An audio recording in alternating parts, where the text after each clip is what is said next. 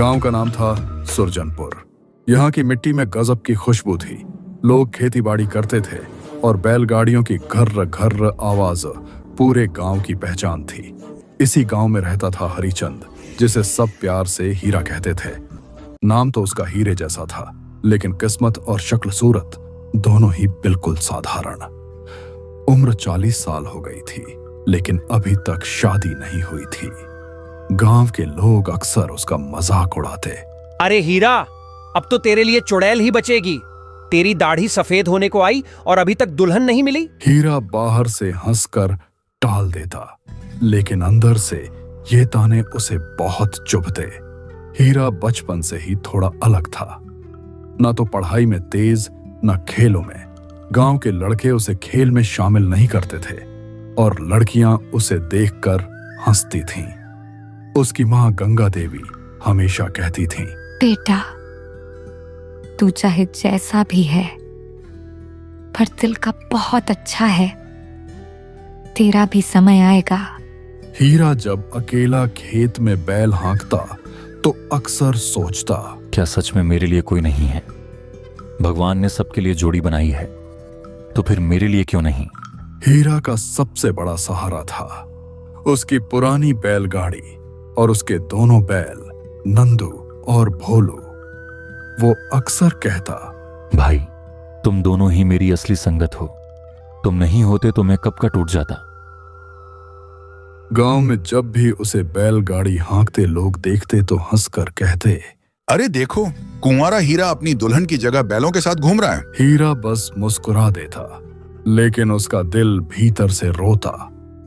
जंगल का डर। सुरजनपुर गांव के पास एक बहुत घना जंगल था। लोग कहते थे कि उस जंगल में चुड़ैलों और भूतों का बसेरा है। बुजुर्ग अक्सर चेतावनी देते, शाम ढलने से पहले जंगल पार कर लो, रात में वहां से गुजरे तो आत्माएं पकड़ लेती हैं।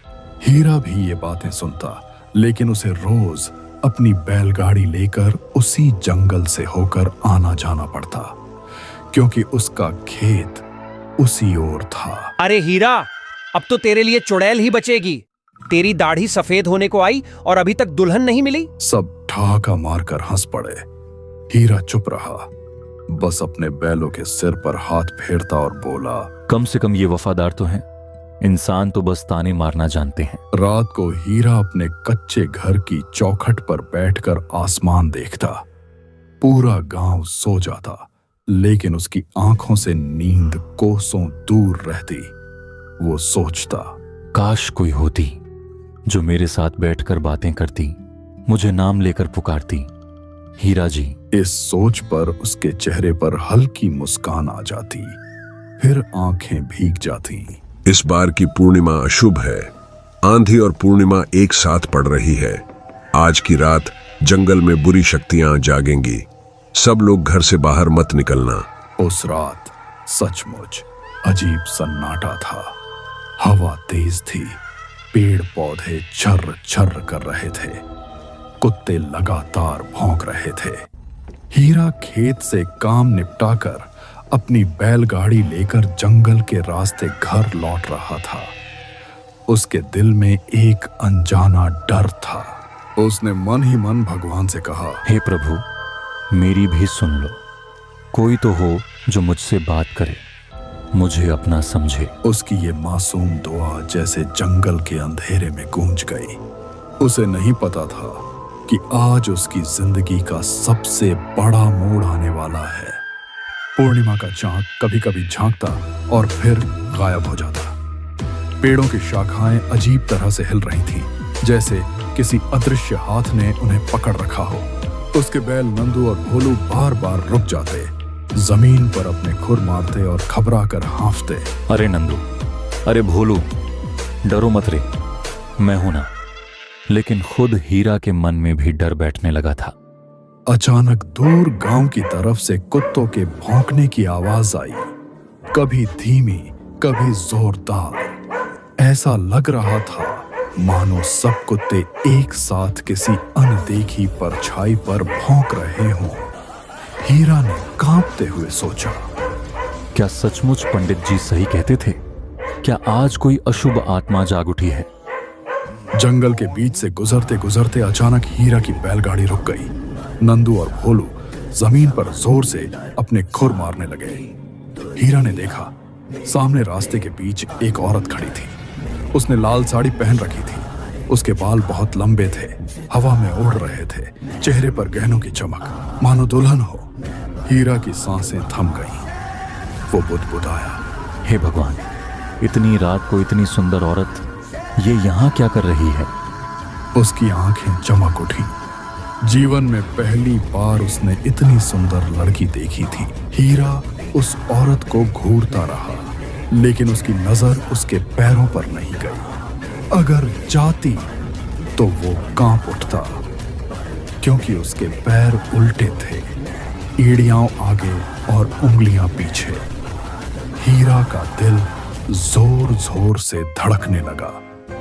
वो खुद से बोला, अरे वाह रे हीरा, तेरी किस्मत तो सच में चमक गई। इतनी सुंदर लड़की तेरे रास्ते में खड़ी है। लेकिन शर्मीलापन उसे रोक रहा था। उसने बैलगाड़ी की रस्सी खींची और औरत के पास से निकल जाने की कोशिश की। तभी सुनिए, हीरा के कानों में जैसे बिजली सी गिरी। उसकी धड़कन और तेज हो गई। वो सोचने लगा, अरे ये तो मुझे ही बुला रही है। अब क्या करूं? बोलूं या भाग जाऊं? हाँ जी मैडम जी, कहिए, मैं आपकी क्या मदद कर सकता हूं? मैं पास के शहर से आ रही थी। मेरी गाड़ी रास्ते में खराब हो गई। क्या आप मेरी थोड़ी मदद कर देंगे? माफ कीजिए मैडम जी, मुझे गाड़ी वाड़ी ठीक करना तो नहीं आता, लेकिन मैं आपको अपने गांव ले चल सकता हूं। वहां एक मैकेनिक है। तो क्या आप मुझे अपने गांव तक छोड़ देंगे? जी हाँ, क्यों नहीं। आ जाइए, मेरी बैलगाड़ी पर बैठ जाइए। जैसे ही वो लड़की बैलगाड़ी पर चढ़ी, हीरा की खुशी का ठिकाना ना रहा। उसने सोचा, अरे वाह रे हीरा, तेरी बैलगाड़ी पर पहली बार कोई लड़की बैठी है, वो भी इतनी सुंदर। आज तो भगवान ने सच में तेरी सुन ली। मैडम जी, आपका नाम क्या है? पहले आप बताइए, आपका नाम क्या है? मेरा नाम हरिचंद है, लेकिन सब मुझे हीरा कहते हैं। तो क्या मैं भी आपको हीरा जी बुला सकती हूँ?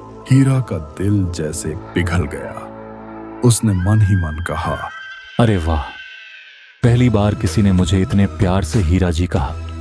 आज तो मेरी जिंदगी का सबसे खूबसूरत दिन है। जैसे ही बैलगाड़ी गांव के करीब पहुंची, कुत्ते भौंकने लगे। सारे कुत्ते उसी औरत को देखकर चीख चीख कर दांत दिखाने लगे। हीरा ने हैरानी से कहा, अरे वाह मैडम जी, ये सब कुत्ते आपके पीछे क्यों भौंक रहे हैं? अरे कुत्ते तो ऐसे ही करते हैं। लेकिन गांव वालों की आंखें फटी रह गईं। उन्होंने देखा उस लड़की के पैर उल्टे हैं। अरे बाप रे, ये कौन है? देखो जरा, कितनी अजीब है। अरे देखो तो इसके पाँव उल्टे हैं, उल्टे। शिव शिव, ये तो वही हो सकता है जिसकी बातें बुजुर्ग बताते थे, चुड़ैल। सारे गांव वाले दूर दूर खड़े होकर देखने लगे। कोई पास आने की हिम्मत नहीं कर रहा था, लेकिन हीरा को कुछ समझ ही नहीं आ रहा था।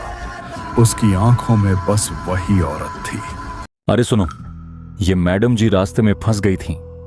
मैं इन्हें मदद करके गांव ले आया हूं। अब ये यहीं रहेंगी। गांव वाले हैरानी से एक दूसरे का मुंह देखने लगे।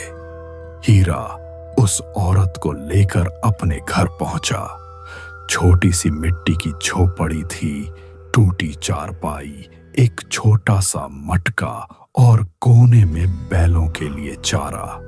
लेकिन हीरा ने गर्व से कहा, लीजिए मैडम जी, ये है आपका घर। अब आप चिंता मत कीजिए, मैं हूं ना।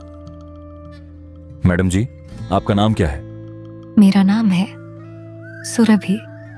अरे वाह, कितना प्यारा नाम है। अब से तुम मेरे साथ ही रहोगी। गांव वाले बाहर खड़े सब देख रहे थे। उनके दिलों में डर और शक और बढ़ता जा रहा था। उस रात गांव में अजीब बातें होने लगी। कुत्ते सारी रात भौंकते रहे। कुएं का पानी काला पड़ गया। नीम के पेड़ पर बैठे कौवे लगातार कांव कांव करने लगे। और सबसे डरावनी बात, 2 घरों में छोटे बच्चों को तेज बुखार चढ़ गया। गांव वाले कहने लगे, ये सब उसी चुड़ैल की वजह से हो रहा है। हीरा ने उसे अपने घर लाकर गांव पर आफत बुला ली। पहले ही कहा था, जंगल की राह पर लाल साड़ी वाली औरत मिल जाए तो समझ लो वो चुड़ैल है। उसके पांव उल्टे होते हैं और हीरा वही चुड़ैल अपने घर ले आया है। सब लोग एक दूसरे को देखने लगे। डर और गुस्से से गांव में हलचल मच गई। वो सुरभि के सामने बैठकर कहता, अरे लोग जलते हैं मुझसे, क्योंकि मुझे इतनी सुंदर दुल्हन मिली है। अब मैं तुझसे शादी करूंगा सुरभि। सुरभि हल्के हल्के मुस्कुराती रहती। उसकी आंखों में अजीब सी चमक थी। सुरभि का असली रूप एक रात हीरा गहरी नींद में था। बाहर आंगन में सुरभि अकेली खड़ी थी। उसकी आंखों से लाल रोशनी निकल रही थी। उसके दांत नुकीले और लंबे हो गए। वो पेड़ की टहनी पर चढ़ गई और अजीब आवाज में चीखने लगी। गांव के 2-3 लोग जो उसे देख रहे थे डर के मारे बेहोश हो गए। सुबह जब लोग हीरा को बताने गए कि उसकी बीवी रात को पेड़ पर चुड़ैल बनकर बैठी थी, तो हीरा हंसकर बोला, तुम सब पागल हो गए हो। मेरी सुरभि परी है, चुड़ैल नहीं। वो मेरे लिए भगवान का तोहफा है। हीरा, तू समझ क्यों नहीं रहा? तेरी मोहब्बत पूरे गांव को बर्बाद कर देगी। लेकिन हीरा पर तो सुरभि का जादू पूरी तरह छा चुका था।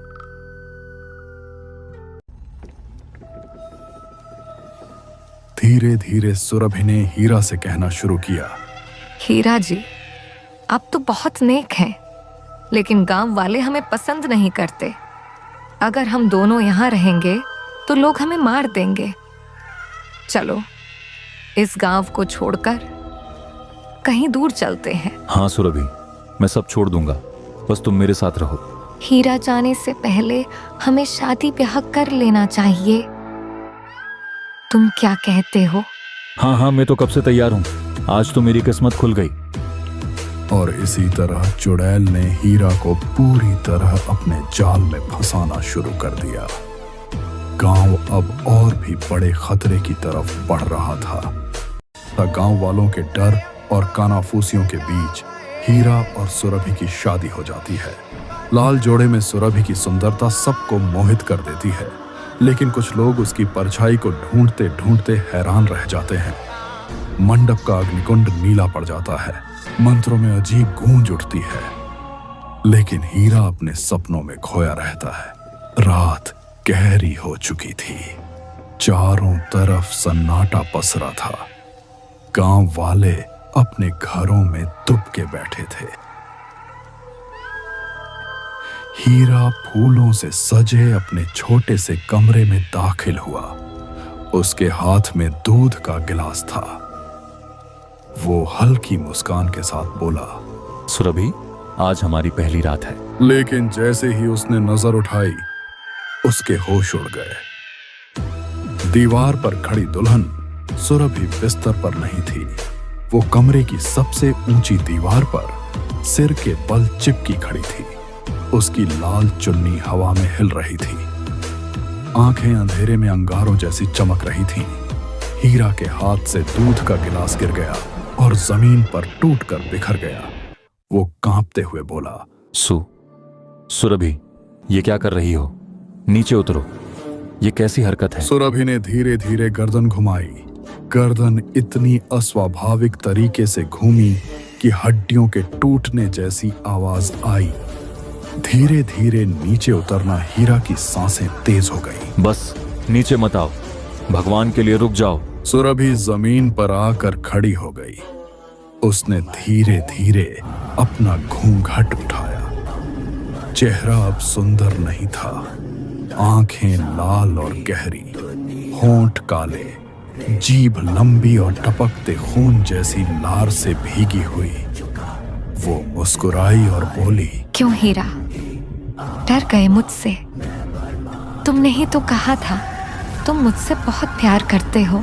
हीरा पसीने से भीग चुका था।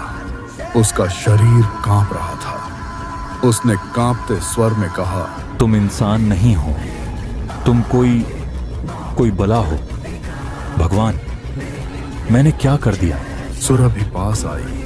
उसके चारों ओर तेज ठंडी हवा चलने लगी। दिए अपने आप बुझ गए। सारा कमरा अंधेरे में डूब गया। उसकी फुसफुसाहट कान में गूंजी। अब से तुम सिर्फ मेरे हो हीरा। तुम्हारा खून, तुम्हारी रूह, सब मेरा है। अचानक बाहर कुत्तों के भौंकने की आवाज आने लगी। घर की खिड़कियां अपने आप खुलने लगी। चांद की रोशनी कमरे में फैली और हीरा ने देखा सुरभि की परछाई जमीन पर नहीं थी। वो जोर से चिल्लाया, तुम कौन हो? तुम मुझसे क्या चाहती हो? 120 साल पहले इसी गांव वालों ने मुझे जिंदा जला दिया था। मेरी देह जली, मेरी आवाज दब गई। मैं तब से यही देख रही थी कि कोई आए और मुझे इस जगह से ले जाए, पर कोई नहीं आया। अब मैं आ गई हूँ। थोड़ी देर के लिए कमरे में सन्नाटा छा गया। फिर सुरभि ने जोर से चीखा। चीख इतनी तेज थी कि हीरा का होश उड़ गया। उसने मिट्टी जैसी जमीन पर गिरते हुए आखिरी बार देखा कि सुरभि का चेहरा बदला हुआ है। किसी तरह की ठंडी आग उसके भीतर जल रही थी। सुरभि ने हीरा के पास झुककर कहा, तुमने मुझे देखा, अब सजा पाओगे। और उसने हीरा को मार दिया। हीरा वहीं गिर पड़ा, मर गया। सभी गांव वाले कमरे के बाहर खड़े थे। सुरभि बाहर आई, लोगों की ओर घूरकर खड़ी हुई और बोली तेज आवाज में, बिल्कुल साफ शब्दों में, मैं अब यहाँ कहीं नहीं जाऊंगी। मैं किसी को नहीं छोड़ूंगी। मैं मारूंगी। ये पूरा गांव मेरा होगा। मैं इसे वीरान कर दूंगी। उसने जो कहा वही हुआ। धीरे धीरे रातों में सुरभि ने गांव पर दहशत बरपाई। जो भी गांव में रुका उसे कुछ ना कुछ बुरा हुआ। कुछ मर गए, कुछ गायब हो गए, कुछ लोग डर कर भाग निकले। एक एक कर लोग कम होते गए। गांव सूना पड़ गया। लोग बोलने लगे, वहां अब कोई नहीं जाता। वह भूतिया गांव बन गया है। सुरभि अपने लाल घूंघट के साथ उस गांव के चौराहे पर बैठी रहती और गांव एक अंधेरे साए में हमेशा के लिए खो गया।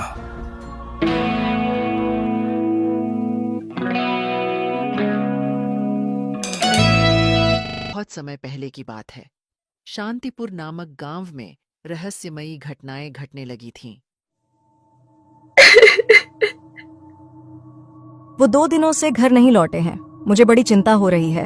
हे भगवान कमला, अब तुम्हारा पति भी गायब है। इस गांव को न जाने किसकी नजर लग गई है। रोज कोई न कोई आदमी गायब हो रहा है। गांव के पुरुष अचानक रहस्यमयी तरीके से गायब हो रहे थे और किसी को समझ नहीं आ रहा था कि ये कैसे हो रहा है। एक शाम एक आदमी अपने खेत से काम खत्म कर घर लौट रहा था।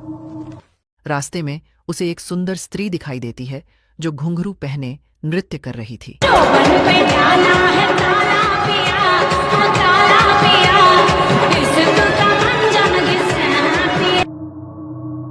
अरे आप कौन हैं? इतना अच्छा नृत्य कर रही हो, वो भी रात में। मैंने पहले तो आपको यहाँ कभी नहीं देखा। पर वह स्त्री कुछ नहीं कहती और अपना नृत्य जारी रखती है। असल में वह एक चुड़ैल थी और वह पीछे मुड़ती है। तुम्हें मेरा नृत्य अच्छा लगा ना? चलो मेरे साथ चलो, मैं तुम्हें और नृत्य दिखाऊंगी। वह आदमी चुड़ैल के वश में होकर उसके पीछे पीछे जाने लगता है और चुड़ैल उसे एक गुफा में ले जाती है।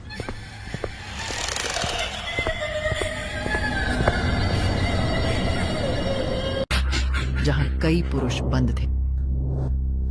ये सब एक औरत ने अपने घर की खिड़की से देख लिया। हे भगवान, मैंने क्या देख लिया? तो असल में इस तरीके से सारे मर्द गायब हो रहे हैं। यही वो चुड़ैल है जो सारे पुरुषों को लेकर चली जा रही है। मुझे यह बात सारे गांव वालों को बतानी पड़ेगी। अगली सुबह उसने सारी बात गांव वालों को बता दी। अच्छा, तो इस तरीके से हमारे भाइयों को ये चुड़ैल ले जा रही है। हमें इसे अब मारना ही पड़ेगा। एक गांववासी रात के समय कहीं निकलने की तैयारी कर रहा होता है। उसकी पत्नी उसे देखती है। आप इतनी रात को कहाँ जा रहे हैं? एक जरूरी काम से बाहर जा रहा हूँ। उस चुड़ैल ने आतंक मचा रखा है। आपने सुना नहीं? आदमियों को सूरज ढलने के बाद शिकार बनाती है। चिंता मत करो, मैं डर कर घर में बैठने वाला नहीं हूँ। हटो, मुझे जाने दो। पति के कुछ दूर जाते ही चुड़ैल उसे दिखाई देती है। वह डर कर भागता है, पर चुड़ैल उसके सामने आ जाती है और नृत्य करने लगती है, जिसके कारण वह भी चुड़ैल के पीछे पीछे चलने लगता है। कोई मेरे पति को बचाओ। उसकी आवाज सुनकर सारे गांव वाले अपने हाथों में मशाल लेकर आ गए। कहाँ है चुड़ैल? किस तरफ तुम्हारे पति को लेकर गई? अभी यहीं थी, पता नहीं किधर गई। शायद जंगल की तरफ गई हो। गांव वालों ने बहुत ढूंढा, मगर वो चुड़ैल कहीं नहीं दिखी।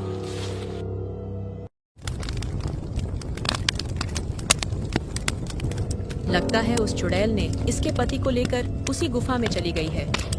अब हमें इस चुड़ैल को मारना ही पड़ेगा। मेरे पास एक उपाय है, मगर इसके लिए हमें एक आदमी की जरूरत पड़ेगी। औरत ने गांव वालों को अपनी तरकीब समझाई और बताया कि कैसे वे चुड़ैल को हरा सकते हैं। अगली रात तरकीब के मुताबिक वो औरत एक कुएं के पीछे छिप गई और एक आदमी कुएं के पास से जानबूझकर गाना गाते हुए गुजरा। मैंने रात काटी खेतों में चुड़ैल आई नहीं, मैंने रात काटी खेतों में चुड़ैल आई नहीं। दूर खड़ी चुड़ैल ने उस आदमी का गाना सुना। अरे, मुझे अगला शिकार मिल गया। जरा देखूं कौन है जो रात को खेतों में मुझे अकेले बुला रहा है। चुड़ैल उस आदमी के सामने जाकर नृत्य करने लगी।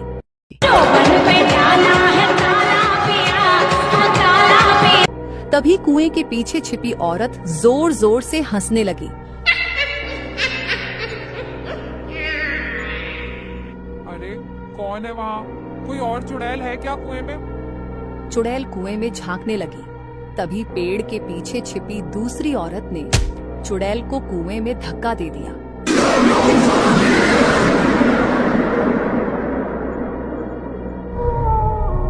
आखिरकार हमने इस चुड़ैल को मार ही दिया। हमने कर दिखाया। हाँ, वो तो ठीक है, पर हमारे पति कहाँ हैं? तभी दूर से एक आवाज सुनाई दी। आखिरकार हम उस चुड़ैल के चंगुल से छूट ही गए। उस घटना के बाद उस गांव में कोई भी आदमी गायब नहीं हुआ।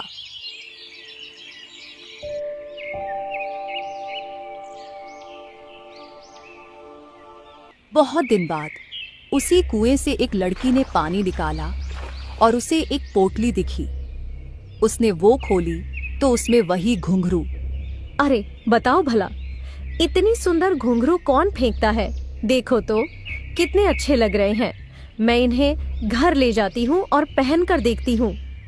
लड़की अनजाने में कुछ अनहोनी को न्योता दे रही थी। घुंघरुओं की खनक फिर से गांव में गूंजने वाली थी। अगली रात जब सब सो रहे होते हैं, नव्या की माँ की नींद अचानक किसी आवाज से खुल जाती है।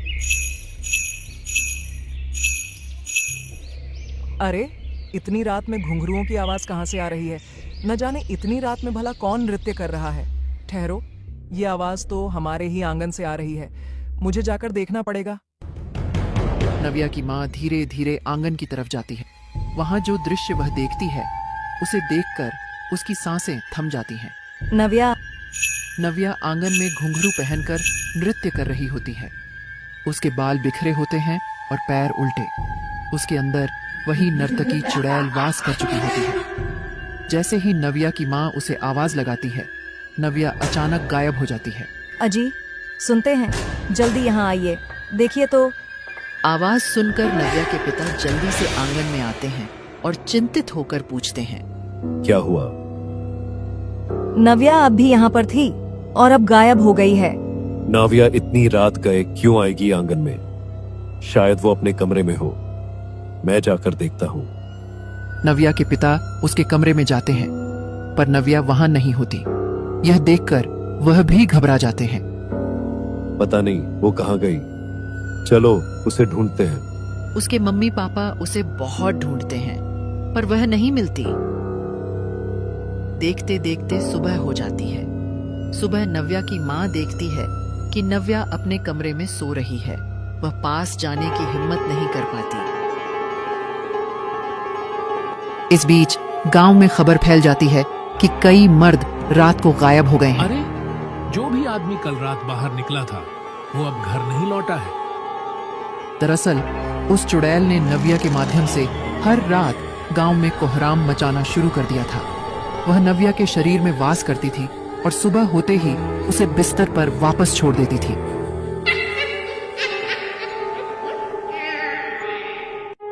एक दिन ये बातें नव्या की मां तक भी पहुंचती हैं। वह सोच में पड़ जाती है कि उस रात उसने जो देखा, क्या उसका इन घटनाओं से कोई संबंध हो सकता है? हे भगवान, क्या मेरी बेटी पर उस चुड़ैल का साया है? मैं क्या करूं? कैसे बचाऊं उसे? वह गांव की एक बुजुर्ग महिला के पास जाती है जो उसे उपाय बताती है। जब तक वो घुंघरू नष्ट नहीं होते, चुड़ैल खत्म नहीं होगी। तुम्हें किसी भी तरह से उन घुंघरुओं को जलाकर भस्म करना होगा। नव्या की मां घर लौटकर अपने पति को सब कुछ बताती है। मेरे पास एक तरकीब है जिससे हम नव्या को उस आत्मा के चंगुल से आजाद कर सकते हैं, लेकिन हमें आज रात ही ये करना होगा। ठीक है, मुझे सारी योजना बताओ।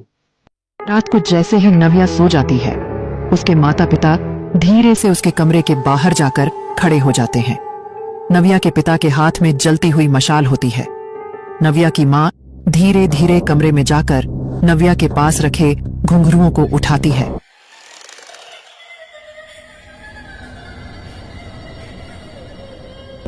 तभी नव्या उठकर बैठ जाती है और उसकी आंखों में वही भयानक रूप झलकता है। नव्या की मां तेजी से घुंघरुओं को कमरे के बाहर फेंक देती है। नव्या के पिता मशाल से घुंघरुओं को आग लगा देते हैं। जैसे ही घुंघरू जलते हैं, नव्या दरवाजा जोर जोर से पीटती है। नहीं, मेरे घुंघरू वापस दो। पर घुंघरू जलते ही वह बेहोश होकर गिर जाती है। कुछ देर बाद नव्या को होश आता है। वह अपने माता पिता को देखकर हैरान होती है। मम्मी, मैं यहाँ क्या कर रही हूँ? नव्या, तुम ठीक हो गई। उस दिन के बाद गांव में कभी कोई घटना नहीं घटी। नव्या और उसके परिवार को भी अब चैन की नींद मिलने लगी। इस तरह उस चुड़ैल का अंत हो गया और गांव में शांति लौट आई।